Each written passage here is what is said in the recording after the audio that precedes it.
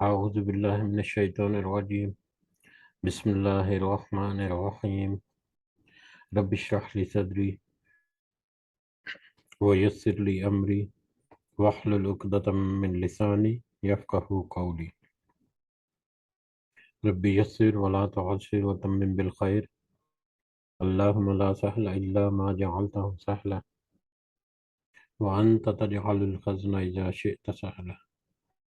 اللہم انفعنا بما علمتنا وعلمنا ما ينفعنا وزدنا علما آمین یا رب العالمین۔ آج ہم انشاءاللہ اللہ کے خاص فضل و کرم سے، اس کی خاص توفیق، اس کی خاص رحمت سے جو ہمارے اوپر ہے، ہم سورہ بنی اسرائیل کی آیت نمبر 85 نمبر آیت سے آنورڈ سمجھنے کی کوشش کریں گے۔ سب سے پہلے ہم اسی کی حمد اور اسی کا شکر اور اسی کی تعریف کرتے ہیں جس نے ہمیں اس قابل کیا، جس نے ہمارے دلوں کو اس قابل بنایا کہ ہم اپنے دن کا آغاز اس کے بابرکت کلام کو سمجھنے سے کریں۔ اس کوشش میں اللہ تعالی ہمیں کامیابی اور استطاعت عطا فرمائے، اس کی صحیح سمجھ اللہ تعالی ہمیں عطا فرمائے، اور اللہ تعالیٰ سے یہ بھی خاص دعا ہے کہ اس دنیا کے ساتھ ساتھ اللہ تعالیٰ ہمیں آخرت میں ضرور کامیابیاں عطا فرمائے، آمین یا رب العالمین۔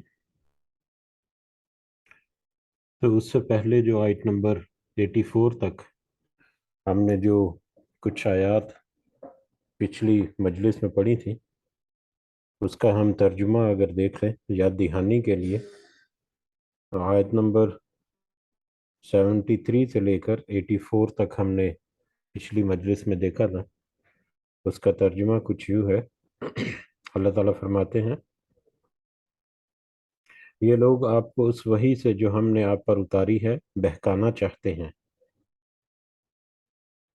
کہ آپ اس کے سوا کچھ اور ہی ہمارے نام سے گھڑ لیں، تب تو آپ کو یہ لوگ اپنا ولی اور دوست بنا لیتے۔ اگر ہم آپ کو ثابت قدم نہ رکھتے تو ممکن تھا کہ ان کی طرف قدر قلیل مائل ہو ہی جاتے، پھر تو ہم بھی آپ کو دوہرا عذاب دنیا کا کرتے اور دوہرا ہی موت کا، پھر آپ تو اپنے لیے ہمارے مقابلے میں کسی کو مددگار نہ پاتے۔ یہ تو آپ کے قدم اس سرزمین سے اکھاڑنے ہی لگے تھے کہ آپ کو اس سے نکال دیں، پھر یہ بھی آپ کے بعد بہت ہی کم ٹھہر پاتے۔ ایسا ہی دستور ان کا تھا جو آپ سے پہلے رسول ہم نے بھیجے گئے، اور آپ ہمارے دستور میں کبھی رد و بدل نہیں پائیں گے۔ نماز کو قائم کریں آفتاب کے ڈھلنے سے لے کر رات کی تاریکی تک، اور فجر کا قرآن پڑھنا بھی یقیناً فجر کے وقت کا قرآن پڑھنا حاضر کیا گیا ہے۔ رات کے کچھ حصے میں تہجد کی نماز میں قرآن کی تلاوت کریں، یہ زیادتی آپ کے لیے ہے، عن قریب آپ کا رب آپ کو مقام محمود میں کھڑا کرے گا۔ اور دعا کیا کریں کہ اے میرے پروردگار، مجھے جہاں لے جا اچھی طرح لے جا، اور جہاں سے نکال اچھی طرح نکال، اور میرے لیے اپنے پاس سے غلبہ اور امداد مقرر فرما، اور اعلان کر دے کہ حق آ چکا اور ناحق نابود ہو گیا، یقیناً باطل تھا ہی نابود ہونے والا۔ یہ قرآن جو ہم نازل کر رہے ہیں مومنوں کے لیے تو سراسر شفا اور رحمت ہے، ہاں ظالموں کو بجز نقصان کے اور زیادتی کے کوئی نہیں۔ اور انسان پر جب ہم اپنا انعام کرتے ہیں تو وہ منہ موڑ لیتا ہے اور کروٹ بدل لیتا ہے، اور جب اسے کوئی تکلیف پہنچتی ہے تو وہ مایوس ہو جاتا ہے۔ کہہ دیجئے کہ ہر شخص اپنے طریقہ کار پر عامل ہے، جو پوری ہدایت کے راستے پر ہیں انہیں تمہارا رب ہی خوب بخوبی جاننے والا ہے۔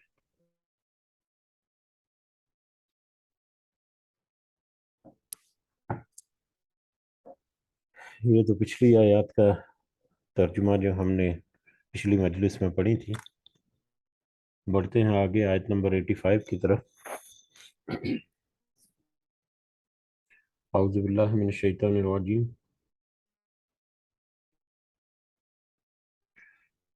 وَيَسْأَلُونَكَ،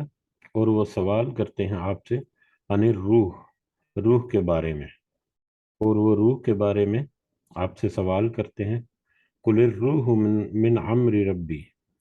کہہ دیجئے کہ روح تو میرے حق رب کے حکم سے ہے،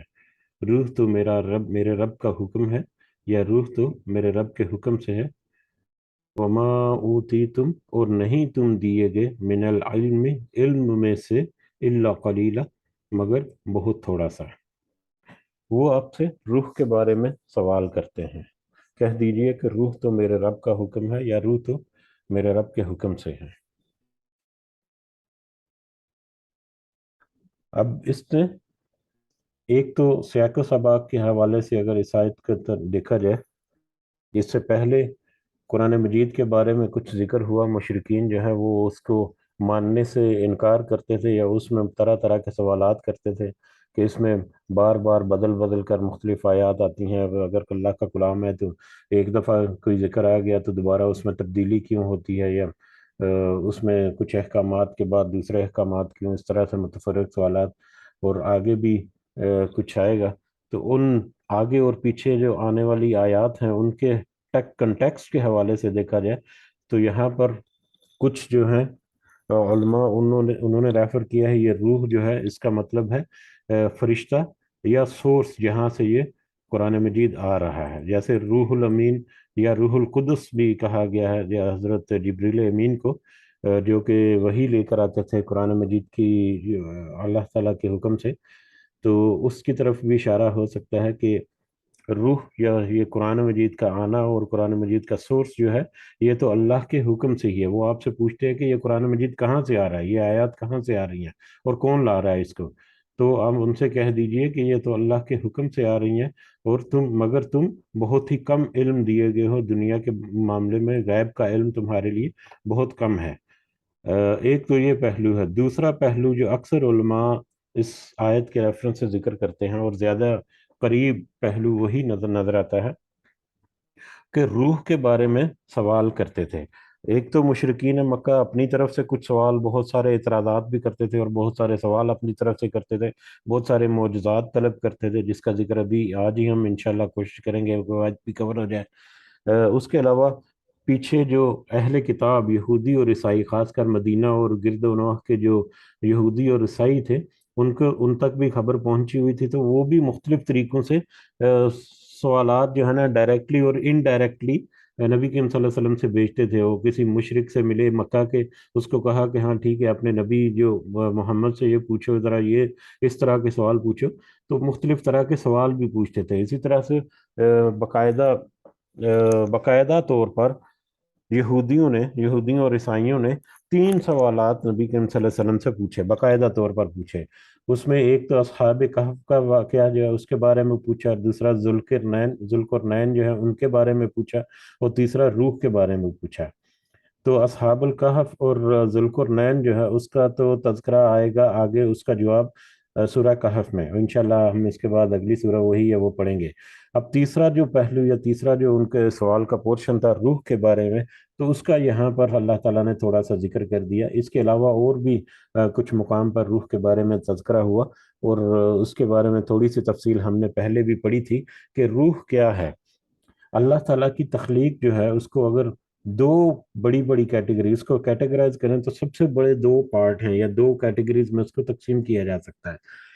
ایک ہے عالم امر، اور دوسرا ہے عالم ارواح، عالم خلق۔ عالم امر یا عالم اور ارواح، روحوں کی روحوں کی جہان، یا روحوں کی دنیا، یا روحوں کا جہان، ٹھیک ہے، عالم الارواح، اور دوسرا عالم خلق، یہ تخلیق جو ہے، مادی تخلیق۔ جو پہلا عالم ہے عالم ارواح، اس میں اللہ تعالیٰ نے پہلے جتنے روح ہیں، جتنی روحیں ہیں، چاہے وہ انسانوں کی ہیں یا باقی ہیں، وہ سب کے سب پیدا ہوئیں، اور خاص کر انسانوں کا اس میں زیادہ اہمیت ہے، کیونکہ انسان ہم بنی نوع انسان کے ہونے کی حیثیت سے ہمیں اپنے بارے میں زیادہ علم ہونا چاہیے۔ اس کے علاوہ تقدیر جو ہے وہ لکھی گئی کہ مطلب اس پہلے لمحے سے لے کے آخر تک، آخر جب تک بھی اللہ تعالیٰ یہ پوری کائنات کو یا اس کا نظام کو چلا رہا ہے، اس میں ہونے والا ہر ہر واقعہ یہاں تک کہ ایک پتا بھی نہیں گرتا مگر اللہ کے حکم سے، یہ بھی ہم نے پڑھا ہوا ہے کہ ہر ہر واقعہ جو ہے وہ چاہے وہ چھوٹے سے چھوٹا ہے، ذرے کے برابر یا ذرے سے بھی چھوٹا، یا سے بڑا کوئی فینومنا ہے، کوئی جو بھی سسٹم، نظام زندگی اس پوری کائنات میں چل رہا ہے، چاہے جانداروں کا یا چاہے بے جانوں کا آپس میں ربط اور کا تعلق، اور ان کا آپس میں ملنا ٹوٹنا پھوٹنا، سیاروں کا چاندوں کا، مطلب ہر لحاظ سے وہ سارے سارا تقدیر جو ہے وہ لکھ دی گئی۔ یہ پہلی سٹیج یا پہلی جو سٹیپ میں ہے عالم ارواح، اور اس کے بعد عالم خلق، جس میں تخلیق کی گئی، اس کائنات کو اللہ تعالیٰ نے تخلیق کیا، اس میں جتنے موجودات ہیں، جتنے جاندار اور بے جان ہماری نظر میں جو ہیں، وہ سب کے سب اللہ تعالیٰ نے تخلیق کی، اور یہ ساری اللہ تعالیٰ کی تخلیق جو ہے، ان کی اللہ تعالیٰ کی بنائی ہوئی جتنی چیزیں ہیں،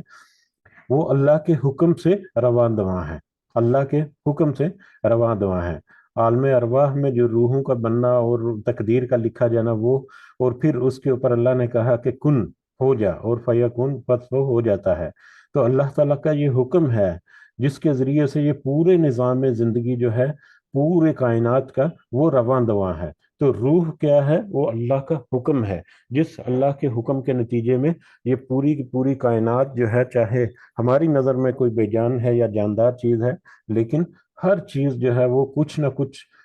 نظام کے تحت چل رہی ہے، کچھ نہ کچھ کام سر انجام دے رہی ہے، کچھ نہ کچھ ایکٹیویٹی پرفارم کر رہی ہے۔ تو وہ جو ایکٹیویٹیز پرفارم کر رہی ہیں وہ سب اللہ کے حکم سے ہے۔ اللہ کا حکم نہ ہو تو کوئی کچھ نہیں کر سکتا۔ مادی یعنی مادی چیز جو بھی حرکت کر رہی ہے، یا جو بھی اس میں زندگی ہے، یا جو بھی اس کا نظام زندگی ہے، نظام کائنات ہے، وہ سب اللہ کے حکم سے ہے۔ ٹھیک ہے، عام اور اگر ہم دیکھا جائے کہ اللہ کے حکم کیا ہے، اس کا بہت کم علم دیا گیا، اللہ تعالیٰ نے یہاں آگے کہہ بھی دیا کہ بہت کم علم ہے، اور روح جو ہے، روح کا علم یا روح کے بارے میں جو معلومات ہے، وہ غیب میں سے ہیں۔ اللہ نے اس کو کسی کو نہیں بتایا۔ یہ اسی آیت سے ہمیں پتہ چلتا ہے کہ یہ بہت کم علم دیے گئے ہو، یہ صرف اللہ کا غیب ہے، جو صرف اللہ ہی کو پتہ ہے کہ اس کی اصل حقیقت اور ماہیت کیا ہے۔ صرف کچھ آیات کے ریفرنس سے ہم مطلب کوشش کرتے ہیں اس کو جاننے کی، صرف اس حد تک کہ جتنا کہ النبی کریم صلی اللہ علیہ وسلم نے یا اللہ تعالیٰ نے ہمیں بتا دیا۔ ٹھیک ہے، تو اب ہم کہتے ہیں مطلب عام زندگی میں ہم کہتے ہیں جب کوئی شخص فوت ہو جاتا ہے، تو ہم اکثر جو ہے تعزیت کرنے کے لیے جاتے ہیں نا، یا ایک دوسرے سے جب تعزیت کرتے ہیں تو کہتے ہیں امر ربی، حکم ربی، یہ اللہ کا حکم تھا۔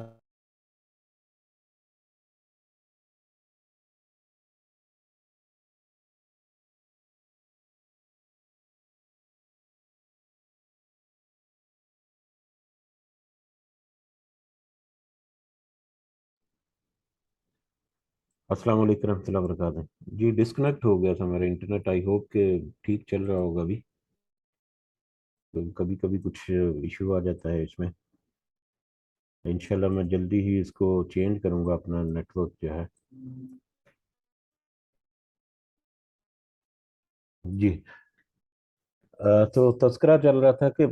ہم عام زندگی میں مطلب جب کوئی فوت ہوتا ہے تو ہم کہتے ہیں اللہ کا حکم امر ربی، یا اللہ کے حکم سے ہوا۔ تو یہ اللہ کا حکم جو ہو کیا ہے؟ اللہ کے حکم سے جان اس کی شخص کی نکل گئی ہوا ہے، اور اللہ کے حکم سے وہ اس دنیا سے کوچ کر کے اگلے دنیا میں چلا گیا۔ تو جان یا وہ زندگی جو ہے ایک انسانی جسم کی اگر ہم بات کریں تو وہ کہاں پر ہے؟ ایک انسان کا جسم جو ہے، ڈھانچہ جو ہے، اس میں کون سا ایک جز ہے جس کو ہم کہہ سکتے ہیں کہ یہ اگر جز نہیں ہے، یا اس جز سے یہ ساری زندگی رواں دواں ہے؟ کہتے ہیں کہ دل جو ہے، اگر حرکت قلب بند ہو جائے، یا دل کے اندر موت ہے، دل کا دھڑکنا بند ہو جائے تو موت وارد ہو جاتی ہے۔ تو دل کے دھڑکنے بند ہونے کے یہاں پر تو کچھ ایسے بھی سرجری ٹرانسپورٹ پلانٹس ایسے ہیں کہ موت کے 72 گھنٹے کے اندر اندر اگر دل کو دوسرے کسی جسم میں منتقل کر دیا جائے تو وہ دل جو ہے وہ کام کرتا رہتا ہے۔ جو دل تو ایک مسلز کا یا ایک گوشت کا لوتھڑا ہے، جو اللہ کے حکم سے چل رہا ہے، اللہ کے حکم سے اپنا جو بھی فنکشن ہے وہ پرفارم کر رہا ہے۔ تو وہ تو ایک انسان کی موت کے بعد دوسرے انسان میں بھی دھڑک سکتا ہے، جس کو ٹرانسپلانٹ کرنے کے ذریعے جگر اور گردے اور ایون کے لنگز جو ہیں وہ بھی ٹرانسپلانٹ ہو رہے ہیں۔ تو وہ بھی، اگر دماغ کے بارے میں کہا جائے کہ دماغ دماغی طور پر، تو دماغ بھی، اب تو دماغ کو بھی ٹرانسپلانٹیشن، برین ٹرانسپلانٹیشن کے بھی کافی سارے ایکسپیریمنٹ جو ہے انڈر انڈر ریسرچ ہیں، اور کافی حد تک امید ہے کہ وہ کامیاب ہوں گے۔ ہیڈ ٹرانسپلانٹ، ہیڈ ٹرانسپلانٹ، پورے کا پورا سر جو ہے، کھوپڑی سمیت گردن سے لے کے اوپر تک، اس کو بھی ٹرانسپلانٹیشن کرنے کا بہت سارے ایکسپیریمنٹ جو انڈر وے ہیں، اور وہ کافی حد تک مطمئن ہے کہ ہو سکتا ہے ایک وقت آئے گا کہ ہیڈ ٹرانسپلانٹیشن جو ہے وہ بھی ہو جائے گی۔ تو وہ روح کیا ہے، وہ امر ربی جو ہے وہ کہاں ہے، وہ صرف اللہ جانتا ہے، کسی کو کچھ پتا نہیں۔ وہ امر ربی جو ہے وہ، مطلب اس کی ماہیت یا اس کی اصل حقیقت یا اس کی اصل جو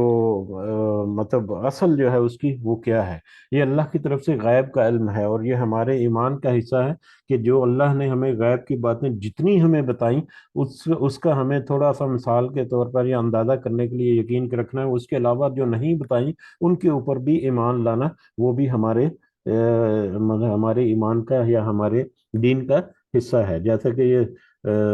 قرآن مجید کا جب ہم جیسے ہی ہم کھولتے ہیں تو سورہ فاتحہ جو ہے وہ تو ایک تمہیدی سورہ ہے، ایک انٹروڈکشن ہے، یا اوور آل قرآن کی سمری ہے، ایک نچوڑ ہے۔ اس کے علاوہ جب قرآن کو جب شروع کیا جاتا ہے سورہ بقرہ سے، تو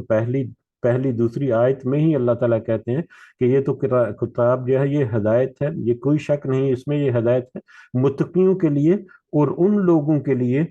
جو ایمان لاتے ہیں غیب پر، یؤمنون بالغیب ویقیمون الصلاۃ۔ اس کے بعد پھر ہونا حکم ہے کہ جو نماز قائم کرتے ہیں۔ تو جو یقین رکھتے ہیں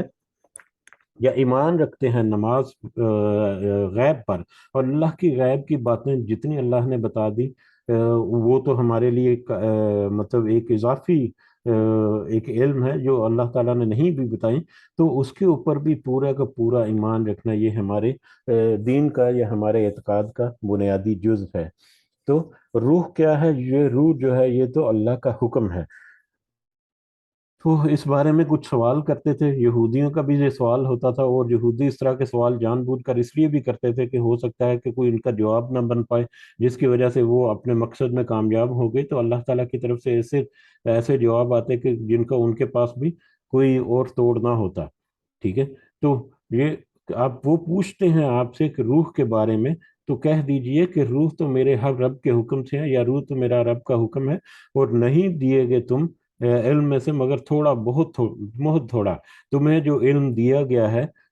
خاص کر غیب کے بارے میں جو علم دیا گیا ہے، وہ تو بہت ہی تھوڑا ہے، بہت ہی محدود ہے۔ ٹھیک ہے، باقی بھی جو علم دیا گیا ہے اللہ کے علم کے مقابلے میں انتہائی حقیر اور انتہائی قلیل ہے، یہ کچھ بھی نہیں ہے جو تم جانتے ہو یا تم جان سکتے ہو، یا جو بھی تم اپنی زندگی میں جان سکو۔ یہ علم جو ہے اللہ کے علم کے مقابلے میں کچھ بھی نہیں۔ لہذا جتنا بتایا گیا اسی پر اکتفا کرتے ہوئے اپنی اصلاح کرو۔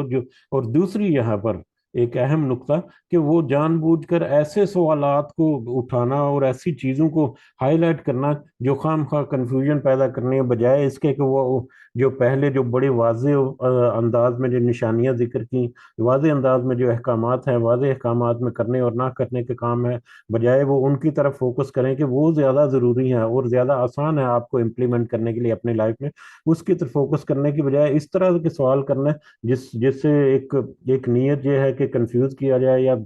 کچھ پہلو ایسے نکل جائے جواب میں سے، یا دوسرے لوگوں کو گمراہ کیا جائے۔ تو بجائے اس کے کہ یہ سارا کچھ کرو، ان کو تو چاہیے کہ وہ جو سوال جو سیدھے سیدھے ہیں، جن کو وہ بہت اچھی طرح سے جانتے ہیں، اس کی طرف فوکس کریں۔ وَلَئِن وَلَئِن شِئْنَا، اور یقیناً اگر ہم چاہیں، لَنَذْهَبَنَّ بِالَّذِي، ضرور ہم لے جائیں اس کو جو اوحینا الیک، ہم نے وحی کیا آپ کی طرف۔ اگر ہم چاہیں، اگر یقیناً اگر ہم چاہیں تو ہم ضرور لے جائیں اس کو جو ہم نے وحی کیا آپ کی طرف وحی کیا، یہ قرآن مجید۔ اس کے علاوہ وہی جو نبی کریم صلی اللہ علیہ وسلم کے دل پر آتی تھی، قرآن مجید کے علاوہ بھی جو نبی کریم صلی اللہ علیہ وسلم کی باتیں، احادیث اور سنت ہے، وہ بھی وہی کا حصہ ہے۔ لیکن یہاں پر زیادہ قریب جو ہے وہ قرآن مجید کے بارے میں ہے، کہ اللہ کہتے ہیں کہ میں تو اس پر پوری قدرت رکھتا ہوں، اگر ہم چاہیں تو इस वही को ले जाएं, इसको सल्ब कर दें या इसको वापस उठा लें। इस वही को ये अगर हम चाहें तो जरूर उसको हम वापस उठा लें या जरूर ले जाएं या जरूर इस वही को सल्ब कर दें अगर हम चाहें तो। सुम्मा ला तजिदु लका बिही अलैना वकीला। फिर अगर ऐसा कर दिया या ऐसा हो गया, अल्लाह ताला कहते हैं अगर हम ऐसा कर दें या ऐसा हो गया तो फिर नहीं नहीं आप पाएंगे अपने लिए इस पर हमारा हम पर कोई हमायती, हमारे खिलाफ कोई आप हस्ती या कोई आप नहीं ऐसा वो ला सकते जो हमसे ये सवाल पूछ सके या जो अल्लाह से ये सवाल पूछे कि ये जो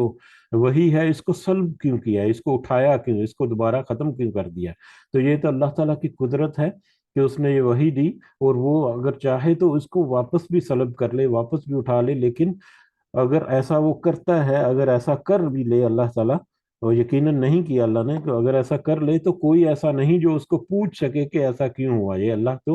वो कारसाज है, वही हर चीज का मालिक और कादिर है, उसके अलावा कोई भी नहीं। हाँ, इल्ला रहमतम मिर रब्बिका। हाँ, ये मगर ये तो रहमत है आपके रब की तरफ से, ये कुरान मजीद का नाजल होना, फिर वही की सूरत में आपके दिल के ऊपर उतरना, फिर आपके दिल से आपकी जुबान के जरिए से अदा होकर दूसरों को मिल जाना, और दूसरों का फिर उसको नोट कर लेना और उसको याद कर लेना और उसके महफूज हो जाना, ये तो अल्लाह की तरफ से एक रहमत है आपके रब की तरफ से। इन्नहु फज़लहु कान अलैका कबीरा। और बेशक ये अल्लाह का फजल जो है ये बहुत ही बड़ा है कि अल्लाह ताला ने इस शरीयत को या इस वही को महफूज किया, और इस कदर महफूज किया कि क़यामत तक वो किसी न किसी सूरत में महफूज रहेगी। ये तो अल्लाह का बहुत बड़ा करम और अल्लाह का बहुत बड़ी रहमत है। और अल्लाह की रहमत बहुत से मानों में है, उसके अंदर जो इल्म दिया गया है, उसके अंदर जो शिफा और रहमत, जैसा कि पिछली कल कुछ ही दिन पहले हमने एक आयत में पढ़ा था कि ये तो शिफा और रहमत है इसमें। तो ये बहुत बड़ी रहमत अल्लाह का और फजल है कि ये हमारे लिए अल्लाह ताला ने महफूज कर दिया इसको। कुल्ला इन इज्तमाअत कुल्ला इन इज्तमाअतिल इंसु वल जिन्नु। कह दीजिए यकीनन अगर जमा हो जाए इंसान और जिन। कह दीजिए कि यकीनन अगर सारे इंसान और जिन इकट्ठे भी हो जाएं, अला अन यातु, इस बात पर कि वो बना लाएं, बिमिस्ली हाजल कुरानी, इस कुरान की मिसल, इस कुरान की मिसल या इस कुरान के जैसा कोई कुरान बनाने के लिए सारे के सारे इंसान और जिन वो सारे एक जगह पर इकट्ठे भी हो जाएं तो ला यातून बिमिस्लिही, तो नहीं वो ला सकेंगे उसकी मिसल, इसके जैसी कोई किताब वो हरगिज नहीं ला सकेंगे। वलाउ कान बाज़ुहुम लिबाज़ि ज़हीरा, और हो अगर और अगरचे हो उनका बाज बाज के लिए मददगार। यानी इंसान और जिन चाहे इनफराजी तौर पर चाहे एक दूसरे की मदद करते हुए सारे इकट्ठे होकर भी इस कुरान जैसी कोई किताब ले आए, लेना लाना चाहें तो वो नहीं ला सकेंगे। ये एक अल्लाह ताला की तरफ से चैलेंज है जो कभी भी किसी भी जमाने में कोई भी पूरा नहीं कर सका। ये चैलेंज जो है जो दो तीन तरह का या दो तीन मतलब इसके है। एक तो यहाँ पर ये जो चैलेंज या ये यहाँ पर जो अल्लाह ताला ने कहा कि ये पूरा कुरान ये किताब जो है इसकी मिसल सारे के सारे इंसान और जिन मिलकर भी एक दूसरे की मदद के बावजूद वो ऐसा नहीं कर सकते कि इस कुरान जैसा कोई कुरान जो है या कोई किताब जो है वो ले आए जो इस पाए की हो इल्म और हिकमत और दलील के एतबार से। इसके अलावा एक आयत ये भी है कि जिसमें कहा कि इसकी इसकी एक सूरत जैसी कोई सूरत बना कर ले आओ, ये भी उनके लिए मुमकिन नहीं है। और फिर तीसरी जगह पर है कि इस चलो सूरत भी नहीं, कुरान भी नहीं, सूरत भी नहीं, कुछ आयात ही इसकी बना कर ले आओ, लेकिन वो भी नहीं कर सके और यकीनन वो नहीं कर सकते। तो ये एक इतना बड़ा चैलेंज है जो रहती दुनिया तक रहेगा और कोई भी इसको कबूल करने से के काबिल नहीं, और ना ही कोई इसको कबूल कर सका, ना ही उसमें अब उसकी मिसाल भी मिलती हैं बहुत सारी। अब जैसे एक सहाबी थे, मुझे उनका नाम अभी जहन में नहीं है, वो ईमान लाने से पहले मक्का के सहाबी ईमान लाने से पहले अभी वो ईमान नहीं लाए थे। तो जब वो ईमान नहीं लाए थे तो यकीनन वो मतलब इस्लाम की मुखालफत ही करते थे। तो वो मुसलमा कज़ाब के साथ उनकी मुलाकात हुई। मुसलमा कज़ाब के साथ जब मुलाकात हुई तो उसने पूछा, सुनाओ तुम ये मक्का में मोहम्मद ने یہ کب کا ذکر ہے، یعنی محمد کے اوپر کیا آیات نازل ہوئی، تو انہوں نے کچھ ذکر کیا. تو مسلمہ کذاب وہ بھی کیونکہ اپنے آپ کو نبی جو ہے وہ کلیم کرتا تھا، تو اس نے بھی اپنی طرف سے کچھ آیات یا کچھ ایسی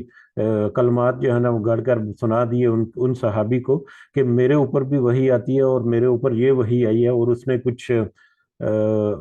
کچھ وہی جو ہے اپنی اپنی طرف سے گھڑ کے کچھ بات جو ہے وہ بتا دی. تو وہ صحابی رسول جو تھے اس وقت وہ مطلب ایمان نہیں لائے تھے. ایمان نہ لانے کی حالت میں بھی اسلام کے مخالف ہونے کے باوجود وہ مسلمہ کذاب کا کلام سن کے اس نے اسی وقت اس کو مسلمہ کذاب کو جواب دے دیا کہ یہ تو جھوٹا ہے، یہ تو سچا ہو ہی نہیں سکتا. یہ تو یعنی وہ اس وقت بھی جو مشرکین مکہ تھے وہ بھی اس کی جو حکمت ہے یا اس کے اندر جو باتیں پوشیدہ ہیں یا اس کی جو سچائی ہے اس کے مقابلے میں اپنا کوئی بھی کلام لانے سے قاصر تھے. بلکہ اگر کوئی ہوتا بھی تو اس کو قبول نہیں کر سکتے تھے کہ یہ تو نہیں ہو سکتا. لیکن قرآن کا یہ معجزہ کہ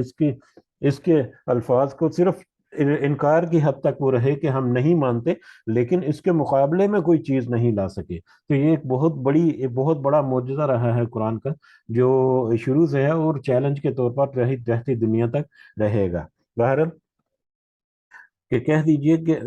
دیجئے کہ سارے کے سارے جن اور انسان اکٹھے ہو کر ایک دوسرے کی مدد بھی کر کے اس قرآن جیسا کوئی ایک مثل کوئی لانا چاہیں تو نہیں لا سکیں گے، ہرگز وہ نہیں لا سکیں گے. وَلَقَدْ صَرَّفْنَا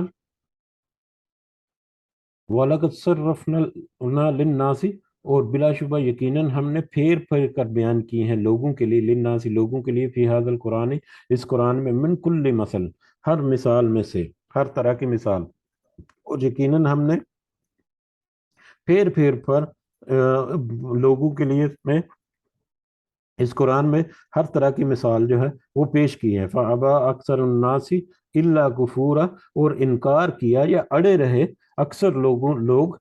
الا کفورا سوائے کفر کے، یعنی سوائے انکار کرنے کے اکثر لوگ اڑے ہی رہے، یا اکثر لوگ اپنے اڑنے کی وجہ سے یا اپنے انکار کی ضد پر قائم رہنے کی وجہ سے اس کا کفر کرتے رہے. ٹھیک ہے. اور ہم نے پھیر پھیر کر بیان کر دی کچھ ہی دن پہلے یہ آیت یا اس سے آگے بھی ایک دو آیات جو ہیں سیم پہلے بھی گزر چکی ہیں ابھی کچھ ہی عرصہ پہلے، کہ ہم نے تو اس قرآن میں ہر طرح کی بات ایک تو یہ ہے کہ بار بار دہرایا گیا، بار بار واقعات کو ذکر کیا گیا، بار بار یاد دہانی کی، بار بار اس کو مختلف انداز سے تذکرہ کیا گیا. پھر علم کے اعتبار سے بھی دیکھا جائے کہ کہیں بڑے سادہ سے آسان سے الفاظ میں بہت زیادہ تفصیل کے ساتھ ذکر کر دیا گیا، کہیں اشارتاً بات کر دیا، کہیں کوئی اتنی گہری بات کہ اس میں جتنا ڈوبتے جائیں سمندر کی طرح اتنا ہی زیادہ. تو ہر طرح سے ہم نے اس میں ذکر کر دیا بہت ساری مثالوں کا، ہر طرح کی مثال کو، تاکہ ہر طبقہ فکر کا، ہر ہر طرح کا انسان، ایک شخص کی، ایک انسان کی جو بھی قابلیت ہے، چاہے وہ معاشرتی اعتبار سے ہے، چاہے وہ علمی اعتبار سے ہے، یا چاہے وہ کسی بھی حیثیت سے ہے، اس کو اس قرآن سے کچھ نہ کچھ استفادہ ضرور ہوتا ہے. یہ نہیں ممکن ہی نہیں کہ کوئی انسان جو ہے اس قرآن سے کوئی استفادہ نہ کر سکے. ٹھیک ہے. تو ہم نے تو اس میں ہر طرح کی مثالیں جو ہیں وہ پھیر پھیر کر مختلف انداز میں، مختلف ڈنگ میں، مختلف طریقوں سے بار بار جو ہے وہ ذکر کر دی، تاکہ لوگ جو ہے اس سے ہدایت اور رحمت حاصل کریں، شفا حاصل کریں. لیکن پھر بھی جو انکار پر اڑے ہوئے ہیں وہ تو اس کا کفر کرنے پہ بھی تلے ہوئے ہیں، وہ تو اس کا انکار ہی کرتے جا رہے ہیں، وہ تردید برائے تردید یا انکار برائے انکار ہی کرتے جا رہے ہیں. وقال، اور انہوں نے کہا، لن نؤمن لک، ہم نہیں ہرگز ایمان لائیں گے آپ پر. اب یہ جو مشرکین ہیں یہ مطالبے کرتے تھے کچھ معجزات سے، تو ان معجزات میں سے کچھ کا ذکر ہے جو مطالبہ انہوں نے کیا، ان مطالبوں کا میں سے کچھ کا ذکر ہے جو ہم اگلی آیات میں دیکھیں گے، دو تین آیات میں. اور انہوں نے کہا ہرگز ہم نہیں ایمان لائیں گے آپ پر. ایک کنڈیشن لکھ دی کہ اگر یہ کنڈیشن جب تک پوری نہیں ہوتی تو ہم ایمان نہیں لائیں گے. وہ کیا کنڈیشن ہے؟ حتی تفجر لنا من الارض ینبوعا، یہاں تک کہ تو جاری کرے ہمارے لیے زمین میں ایک چشمہ. ہم اس وقت تک ایمان نہیں لائیں گے جب تک کہ آپ ہمارے لیے زمین میں سے کوئی چشمہ نہ جاری کر دیں. ٹھیک ہے. ایک تو انہوں نے یہ رکھا کہ کوئی چشمہ، کوئی معجزہ اس طرح سے آیا کہ چشمہ جاری کر دیں، جیسے حضرت موسیٰ علیہ السلام کے عصا سے ہو گئے تھے، یا کسی بھی صورت میں. او تکون لک جنت، یا ہو آپ کے لیے، تیرے لیے ایک باغ، ہمارے لیے نہیں، آپ کے لیے اللہ تعالیٰ ایک کوئی باغ بنا دے، من نخیل و عنب، کھجوروں سے اور انگور، فتفجر الانہار خلالہا، تو جاری کرے، پھر تو جاری کرے نہریں ان کے درمیان، تفجیرہ جاری کرنا. یا تو آپ کے لیے اللہ تعالیٰ آپ کے لیے کوئی باغ بنا دے جس میں کھجوریں اور انگور ہوں، اور ان کے بیچوں بیچ نہریں جاری ہوں. تو جس طرح سے جنت کا نقشہ ہے کہ مطلب اس میں نہریں بہتی ہیں ان کے نیچے سے، اور یہ وہ، تو وہ کہتے ہیں وہ اس طرح کے مطالبہ کہ کوئی اس طرح سے باغ بن جائے جس میں کھجور اور انگور کے درخت ہوں، اور اس میں پھر نہریں جاری ہوں ان کے درمیان سے.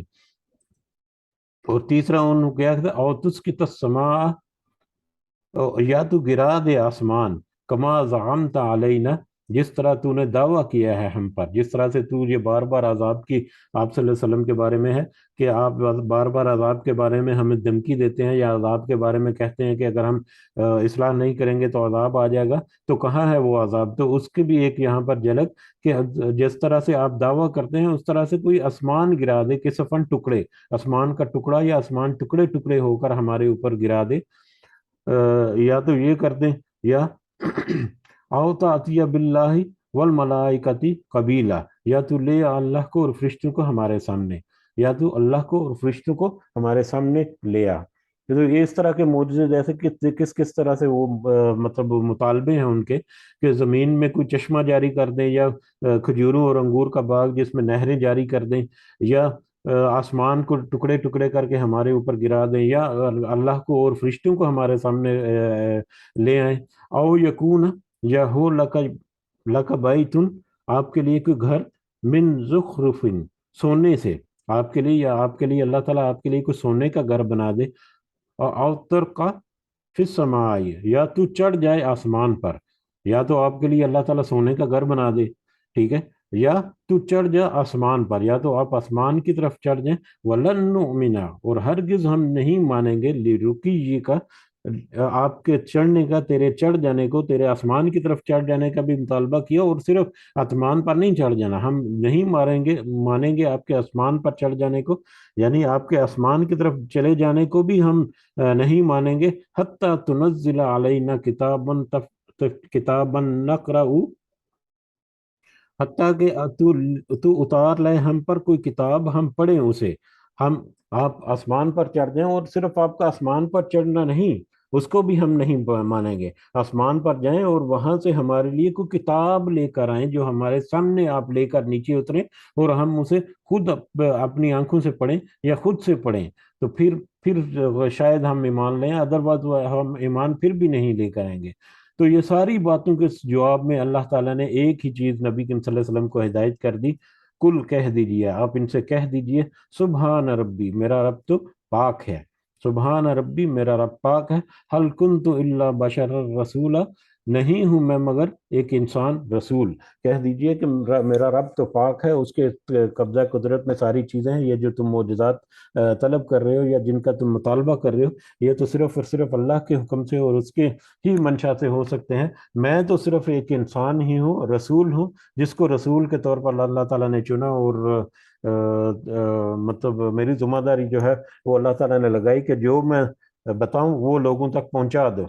ٹھیک ہے. تو میں تو ایک انسان ہوں جس کو اللہ تعالیٰ نے رسول چنا. باقی یہ جو معجزات جو تم جن کا مطالبہ کر رہے ہو، یہ تو اللہ کے کارنامۂ قدرت میں ہے، اس میں میرا کوئی اختیار نہیں ہے. وما منع الناس، اور نہیں روکا لوگوں کو، ان یؤمنوا، کہ وہ سب ایمان لائے، اس جاءہم، جب آگے ان کے پاس ہدا، الہدا، ہدایت.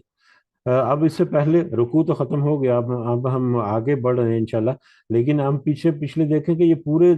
مختلف طریقے سے انہوں نے معجزات جو ہیں وہ ان کے مطالبے کیے، اور ان کے جواب میں پھر وہی کہ یہ تو اللہ کی طرف سے ہے، اور اللہ کی طرف سے مطالبوں کا پورا نہ کرنا، اس کی حکمت یہ ہے کہ اگر وہ معجزات اللہ تعالیٰ دکھا دے تو اس کے اوپر پھر حجت اتمام ہو جائے گی، پھر مہلت ختم ہو جائے گی، پھر ان کے پاس انکار اگر کریں گے تو پھر ان کو تباہ و برباد کرنے کے علاوہ اللہ کے پاس بھی اللہ کی سنت کے مطابق کوئی اور طریقہ نہیں ہوگا۔ اور اس بابت میں ہم نے پڑھا تھا کہ کیوں اللہ تعالیٰ اس طرح سے مطالبے نہیں مان رہا ان کے، اور نبی کریم صلی اللہ علیہ وسلم بھی کافی کنونسڈ ہے اس حدیث کے مطابق، مسند احمد کی غالباً حدیث تھی،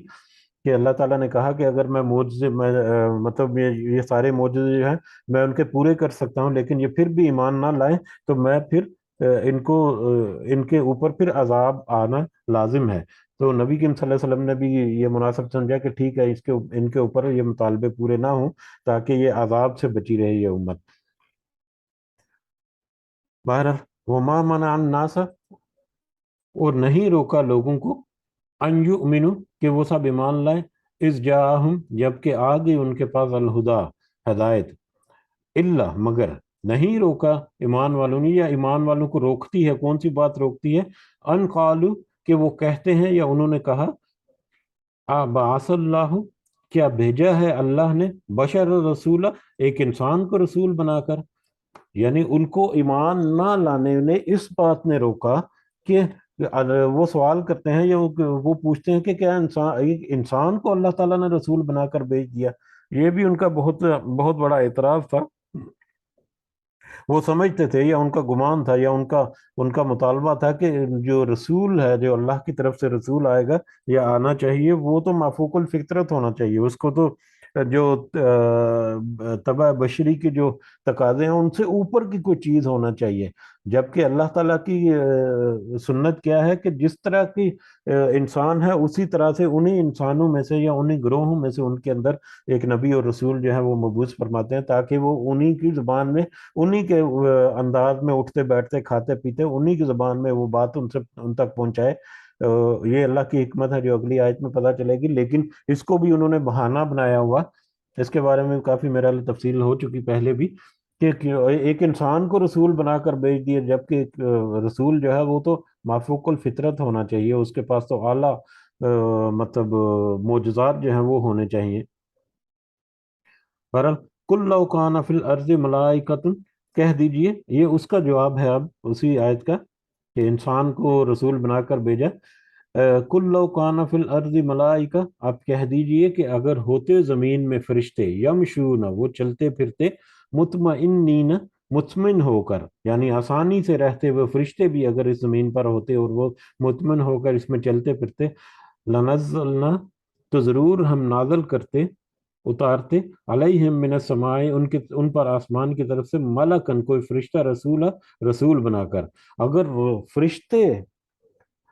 یہ بھی ان کا کہنا تھا کہ مطلب انسان ہی کو کیوں بنا کر بھیج دیا رسول، کسی فرشتے کو بھی بھیج سکتا تھا، جبکہ فرشتے کو تو رسول بنا کر انسانوں کے درمیان نہیں بھیجا سکتا، تو فرشتے کو اگر رسول بنا کر اللہ تعالیٰ بھیجتے تو ان کے پاس تو ایک اضافی کوشچن ہوتا کہ فرشتے تو نہ ہی ان میں کوئی مطلب حص ہوتی ہے، نہ ہی ان میں کوئی جذبات ہوتے ہیں، نہ ہی ان میں کوئی کھانے پینے کی ضرورت ہوتی ہے، تو ان کو تو انسانوں کی جو مشکلات ہیں ان کو تو پتہ ہی نہیں ہے، تو وہ کیسے مطلب رسول بن سکتے ہیں؟ تو یہ تو مطلب بس ان کا تنقید برائے تنقید یا انکار برائے انکار کا ہی ایک بہانہ ہے۔ تو اس کو بھی اللہ تعالیٰ نے یہاں پر توڑ دیا کہ اگر زمین پر فرشتے ہوتے اور وہ مطمئن ہو کر چلتے پھرتے تو ہم ان کے لیے کوئی فرشتہ ہی رسول بنا کر بھیجتے، یعنی کوئی فرشتے ہوتے تو ان کے لیے فرشتے رسول بنا کر بھیجتے، اب کیونکہ انسان ہے تو انسان کے لیے تو ہم نے انسانوں کو ہی رسول بنا کر بھیجا۔ کل کفا باللہ شہیدہ، اب اس کے باوجود اگر یہ نہیں مانتے، اس کے باوجود اتنی دلائل اور اتنی اتنی وضاحتیں ہونے کے باوجود وہ ہدایت کی طرف نہیں آتے، نہیں مانتے، تو پھر کل کفا باللہ شہیدہ، آپ ان سے کہہ دیجئے کہ اللہ ہی گواہ کافی ہے، بینی و بینکم، میرے اور تمہارے درمیان، میرے اور تمہارے درمیان جو بھی معاملات ہو رہے ہیں اس کے اوپر اللہ ہی میرے لیے گواہ ہے جو کافی ہے، اللہ ہی کافی گواہ ہے میرے لیے، یعنی میری ذمہ داری جو ہے وہ میں اپنی طرف سے پوری کر رہا ہوں کہ جو بھی اللہ تعالیٰ کی طرف سے نصیحت آ رہی ہے، جو بھی اللہ تعالیٰ کی طرف سے وحی آ رہی ہے، جو بھی اللہ کے احکامات ہیں، میں سارا کا سارا تمہیں پہنچا رہا ہوں، لیکن اب تم اگر نہیں اس کے ایگری ہوتے تو یہ جو معاملہ ہے یہ تو اللہ کی گواہی میں ہے، یا اللہ اس کے اوپر گواہ ہے۔ اِنَّهُ كَانَ بِعِبَادِهِ خَبِيرًا بَصِيرًا، بے شک وہ اپنے بندوں سے خوب خبردار اور خوب دیکھنے والا ہے، اللہ تعالیٰ خوب اچھی طرح سے دیکھ رہا ہے اور ہر چیز کو جاننے والا ہے۔ کہ کون کیا کر رہا ہے، کس نیت سے کون کر رہا ہے اور کیا رول پلے کر رہا ہے، اللہ تعالیٰ کے علم میں اور اس کی خبر میں ہر چیز جو ہے وہ موجود ہے۔ وہ من یہدی، اور جسے وہ ہدایت دے، اللہ اور جسے ہدایت دینا چاہے اللہ، یا جسے اللہ ہدایت دے، فہو المحتد، تو وہی ہدایت پانے والا ہے۔ وہ من یضل، اور جسے وہ گمراہ کر دے، یعنی اللہ ہی ہے کہ جسے وہ ہدایت دے یا جسے وہ گمراہ کر دے۔ یا دوسرا اس کا ترجمہ کہ جو ہدایت پانے کی نیت سے کوئی کوشش کرے تو اللہ ہی ہے جو اسے ہدایت فراہم کر دے، اور جو ہدایت کے رستے سے بھٹکنے کو اپنے آپ کو رستہ جو ہے وہ چوز کر لے تو اللہ ہی ہے کہ وہ اس کو گمراہ کر دے، یعنی اللہ اس کی رسی کو دراز کر دے اور وہ اپنی گمراہی میں دور بھٹکتا پھرے، کیونکہ اس کا واپسی کا رستہ ہی ممکن نہ ہو، یا واپسی کا رستہ ہی نہ ملے اسے۔ بہرحال اور اللہ ہی ہے جسے وہ ہدایت دے، تو ہدایت پانے والا، اور جسے وہ گمراہ کر دے، فلن تاجدہ، تو ہرگز نہیں آپ پائیں گے۔ اب اللہ کی طرف سے ہے یا اللہ کے معاملے ہیں کہ جسے وہ ہدایت دے یا جسے وہ گمراہ کر دے، تو اس معاملے میں فلن تاجدہ، ہرگز نہیں آپ پائیں گے، لہم، ان کے لیے، یعنی ان لوگوں کے لیے، اولیاء، مدد کرنے والے، وہ لوگ جو گمراہ ہو گئے تو اللہ کے علاوہ آپ کسی اور کو ان کا مدد کرنے والا یا ولی نہیں پائیں گے، من دون ہی، اس کے سوا، اللہ کے سوا۔ وَنَحْشُرُهُمْ، اور ہم اکٹھا کریں گے انہیں، یوم القیامت، قیامت کے دن، اور ہم یقیناً انہیں قیامت کے دن اکٹھا کریں گے، علی وجوہہم، ان کے چہروں کے بل۔ یہ ان کے بارے میں ہے جنہوں نے ظلم کو اپنے گلے سے لگا دیا، یا جنہوں نے گمراہی کا رستہ اپنا لیا، تو اب وہ گمراہی کے رستے پر چل رہے ہیں تو صرف اللہ ہی ہے جو ان کی مدد کر سکتا ہے، اور کیونکہ اللہ نے ان کو کھلی چھوٹ دے رکھی، اور اللہ نے کیونکہ ان کو اختیار دے رکھا، تو اس اختیار کو یوز کرتے ہوئے اگر وہ واپس نہیں پلٹتے تو پھر اس صورت میں قیامت کے دن ان کے ساتھ کیا حشر ہوگا۔ وَنَحْشُرُهُمْ یوم القیامتی علی وجوہہم، اور ہم اکٹھا کریں گے انہیں قیامت کے دن اپنے چہروں کے بل، یعنی اپنے منہوں کے بل یا بل، یا اوندے منہ وہ اکٹھے کیے جائیں گے قیامت کے دن، یا چلیں گے وہ قیامت کے دن اپنے سر کے بل، یم و بکم و سما، یم و بکم و سما، اندھے اور گونگے اور بہرے، جس طرح وہ دنیا میں انہوں نے اندھے اور گونگے اور بہرے رہے، دنیا میں انہوں نے حق کو سامنے ہونے کے باوجود نہیں دیکھا، اس کلمے کو یا حق کو زبان پر نہیں لائے، گونگے رہے اس کے بارے میں، اور پھر اس کو سننے سے بھی قاصر رہے، یا ان کے کانوں میں پڑی چیز ان کے دل کے اوپر کوئی اثر نہیں کیا، تو جس طرح وہ دنیا میں اندھے اور گونگے اور بہرے رہے، اسی طرح وہ قیامت میں بھی اندھے گونگے اور بہرے ہی ہوں گے۔ ماواہم جہنم، اور ان کا ٹھکانہ تو جہنم ہوگا، کلما خبت زدناہم سعیرا، کلما خبت، جب وہ بجھنے لگے گی، یعنی جب اس جہنم کی آگ جو ان کا ٹھکانہ ہے، جب وہ بجھنے لگے گی، جب وہ جہنم کی آگ جو ہے وہ تھوڑی سی کم ہونے لگے گی، زدناہم سعیرا، تو ہم زیادہ کر دیں گے اسے آگ کا بڑکانا، یعنی ہم اس آگ کو اور زیادہ بڑکا دیں گے، جیسے ہی وہ تھوڑی سی کم ہونے لگے گی یا بجھنے کی طرف آنے لگے گی تو ہم اس میں اور ایندھن ڈال دیں گے، یا اس کو اور بڑکا دیں گے، اور زیادہ تیز کر دیں گے۔ تو یہ اللہ تعالیٰ ہم سب کو ایسے کسی بھی سزا سے محفوظ رکھے کہ ان کے بارے میں جنہوں نے دنیا میں اپنا گمراہی کا راستہ اپنایا، سارا کچھ ہونے کے باوجود خام خواہ سے اپنی طرف سے ہیلے بہانے کرتے ہوئے بس انکار برائے انکار کرتے رہے، تو ان کا یہاں پر انجام جو ہے وہ بھی ذکر ہوا کہ ہم انہیں قیامت کے دن اوندے منہ جو ہے، سر کے بل جو ہے وہ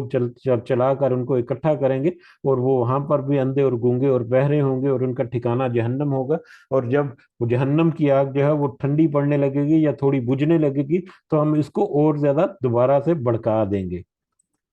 استغفر اللہ العظیم۔ ذالک جزاؤہم، یہ ان کی سزا ہے یا ان کی جزا ہے، بِأَنَّهُمْ كَفَرُوا، اس وجہ سے کہ ان سب نے کفر کیا، بھی آیاتنا، ہماری آیات کا، یہ اس وجہ سے کہ ان سب نے ہماری آیات کا کفر کیا، یعنی جو ہم نے آیات نازل کی قرآن مجید کی یا وحی کی شکل میں،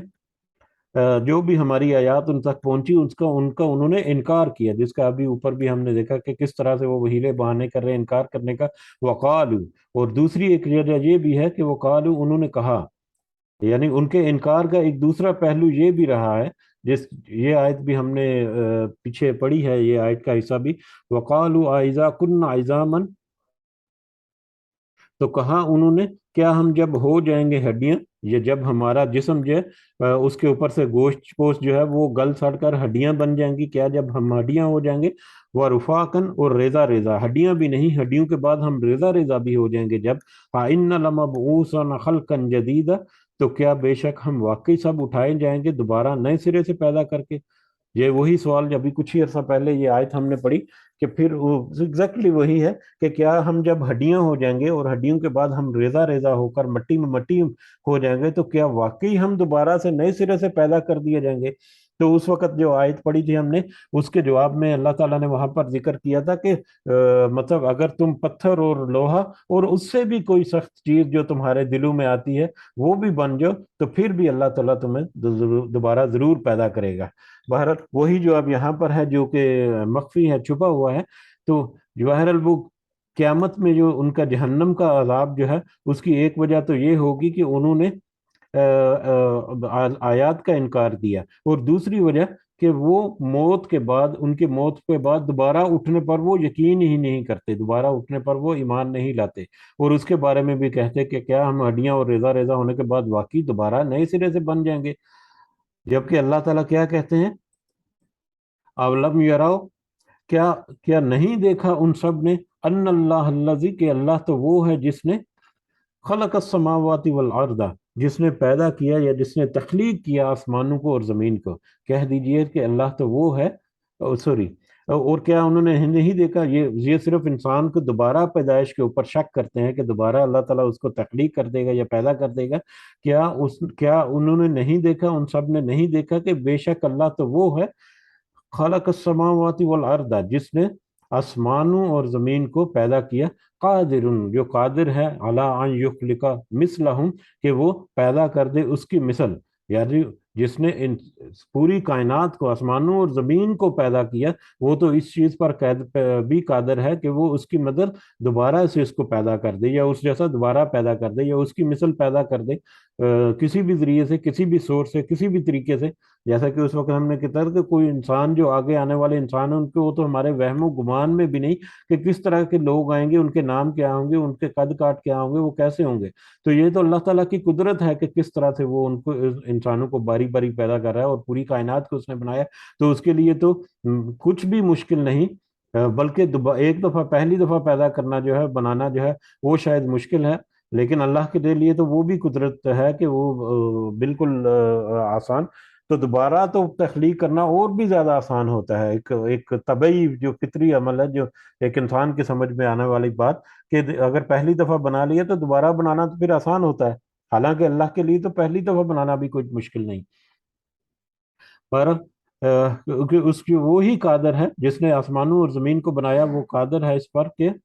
وہ اس کی مثل وہ پیدا کر دے، وَجَعَلَ لَهُمْ أَجَلًا لَا رَيْبَ فِيهِ، اور اس نے مقرر کیا ان کے لیے ایک معین وقت، نہیں کوئی شک اس میں، اور وہی ہے جس نے ایک مقررہ وقت مقرر کیا، ایک معین وقت جو ہے وہ مقرر کیا جس میں کسی قسم کا کوئی شک نہیں ہے۔ معین وقت یہاں پر ایک تو موت کا وقت بھی ہو سکتا ہے، لیکن زیادہ قریب جو ہے اس کی سمجھنے کے لیے قیامت کا وقت، کیونکہ پچھلی آیت میں قیامت کے بارے میں وہ ذکر کر رہے ہیں کہ کیا ہم مرنے کے بعد دوبارہ بھی پیدا ہو سکتے ہیں یا بن سکتے ہیں، تو ایک مقررہ وقت تک جس میں کسی قسم کا کوئی شک نہیں ہے، وہ دوبارہ اس کو پیدا کرنے میں قادر ہے، یا لا ریبہ یہاں پر ہے، لا ریبہ، یہ ایک تو شک بھی ہے، یہاں پر شک ترجمہ کیا گیا، یہ ریب جو ہے، یہ اس طرح کا کوئی وہم و گمان یا شک ہے جو ایک لمحے یا ایک لمحے سے بھی کچھ کم مدت کے لیے کسی کے ذہن میں آئے، اور فوراً ہی وہ یقین میں بدل جائے کہ ہاں یہ ایسا نہیں، واقعی یہ ایسا ہے، اس کی حقیقت ایسی ہے۔ تو اس طرح کا ریب، ذرہ برابر بھی کوئی شک، کہ ایک ایسا معین وقت جس میں ذرہ برابر بھی کوئی فرق نہیں ہے، تو ہر ایک کے لیے وہ مقرر کیا گیا ہے ایک معین وقت، جس میں دوبارہ سے اللہ تعالیٰ اپنے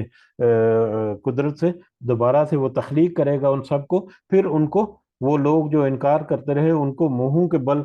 یا اوندے منہ ان کو چلاتا ہوا اپنے حضور اکٹھا کر لے گا۔ فَأَبَى الظَّالِمُونَ إِلَّا كُفُورًا، پھر انکار کیا سب ظالموں نے سوائے کفر کے، اس کے باوجود، جو ایسی آیات کے آنے کے باوجود ظالم جو ہیں، جو کفر کرنے والے یا انکار کرنے والے، وہ بس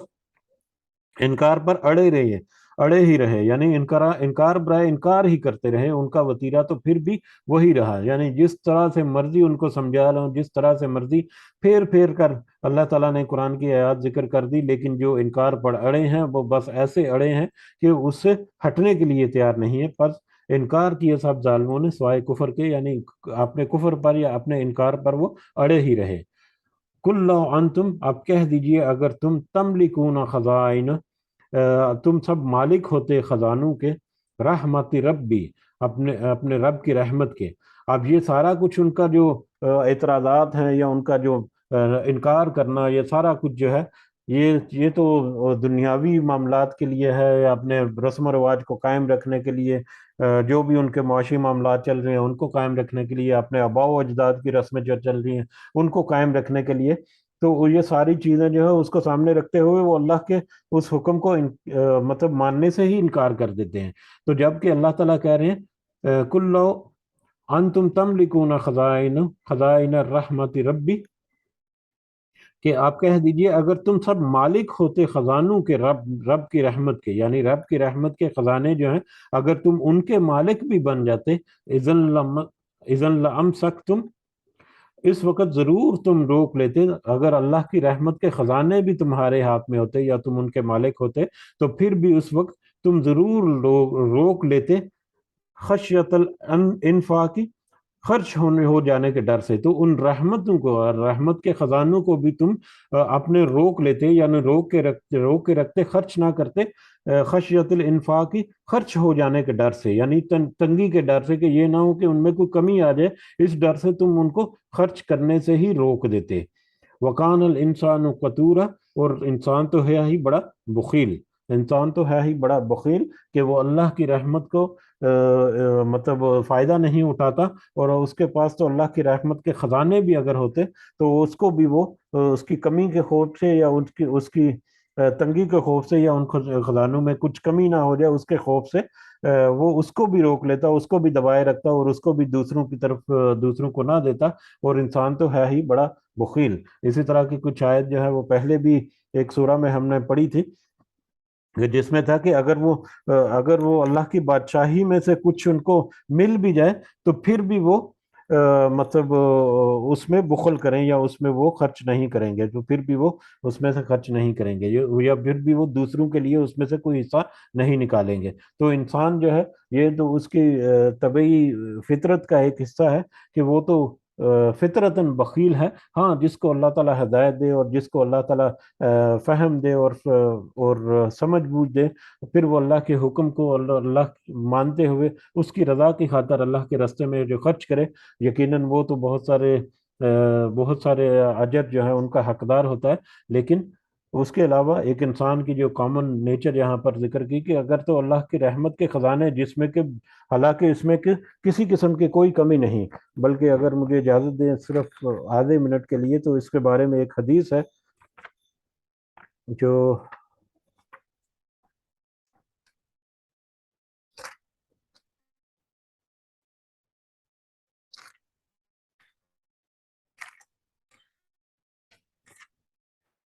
ये इसके बारे में एक हदीस है सही मुस्लिम की,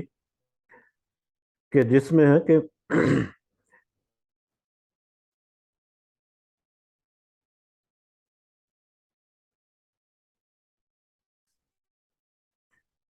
ये तो अल्लाह की मेहरबानी और उसका फजलो करम है कि उसने अपने खजानों के मुंह लोगों के लिए खोले हुए हैं। जिस तरह हदीस में है, अल्लाह के हाथ भरे हुए हैं, वो रात दिन खर्च करता है, लेकिन उसमें कोई कमी नहीं आती। जरा देखो तो सही, जब से आसमान और जमीन उसने पैदा किए, किस कदर खर्च किया होगा, लेकिन उसके हाथ में जो कुछ है उसमें कुछ कमी नहीं, वो भरे के भरे ही हैं। ये बुखारी और मुस्लिम की एक मुत्फिक हदीस है,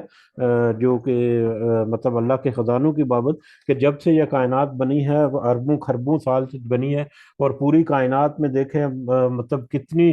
کتنی رحمتیں اللہ تعالیٰ کی، کتنی نعمتیں اللہ تعالیٰ کی جو کنزیوم ہو چکی، اور کتنی ہی نعمتیں اربها جو ہیں وہ قیامت تک اللہ تعالیٰ کی طرف سے آئیں کہ خربہ یا لامحدود کہہ سکتے ہیں، لیکن اس کے باوجود اللہ کے خزانے جو ہیں وہ اللہ کے ہاتھ اور رحمت کے جو ہے وہ بھرے کے بھرے ہیں، خزانے جو ہیں بھرے کے بھرے ہیں، اس میں ذرا برابر بھی کچھ کمی نہیں آئی۔ تو اللہ کے خزانوں میں تو کچھ کمی بھی نہیں ہو سکے، اور اتنے وسیع خزانے کے مالک بھی اگر بن جائیں تو وہ بھی اس انسان کی ایک فطرت کی بات ہو رہی ہے، تو وہ بھی اس میں سے خرچ کرنے سے ڈریں کہ کہیں اس میں کمی نہ آ جائے، تو انسان تو ہے ہی بڑا بخیل۔ جیسے کہ ساتھ یہاں پر رکتے ہیں، اللہ تعالیٰ سے دعا ہے کہ ہم نے جو سمجھنے کی کوشش کی اس کی صحیح سمجھ اللہ تعالیٰ ہمیں عطا فرمائے، کہنے میں، سننے میں، سمجھنے میں کوئی کمی بیشی ہے تو اللہ تعالیٰ ہمارا عذر جو ہے وہ قبول فرمائے، اور ہماری نیت کے مطابق اللہ تعالیٰ ہمیں صحیح سمجھ بھی عطا فرمائے اور صحیح رستہ ہمیں عطا فرمائے۔ آمین یا رب العالمین۔ وما علینا الا البلاغ المبین۔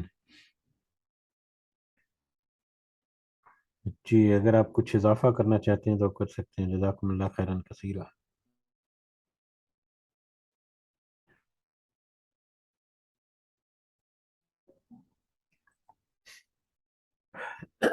جی اجازت چاہتے ہیں، پھر اللہ تعالیٰ ہم سب کا حامی و ناصر ہو، سب کو دعاؤں میں ضرور یاد رکھیں، اللہ تعالیٰ سب کے لیے آسانیاں پیدا فرمائے، جو جو آزمائشیں ہیں جس چیز کے لیے اللہ تعالیٰ اس میں ان کی خاص مدد فرمائے، جو نیک اور جائز حاجات ہیں اللہ تعالیٰ اس میں ان کو پوری فرمائے، اور ان کے لیے اللہ تعالیٰ وسائل اور آسانیاں میسر کرے۔ آمین یا رب العالمین۔ ہمارے والدین کو اللہ تعالیٰ خاص اپنے رحمت اور فضل و کرم میں رکھے، جو اس دنیا میں حیات ہیں اللہ تعالیٰ انہیں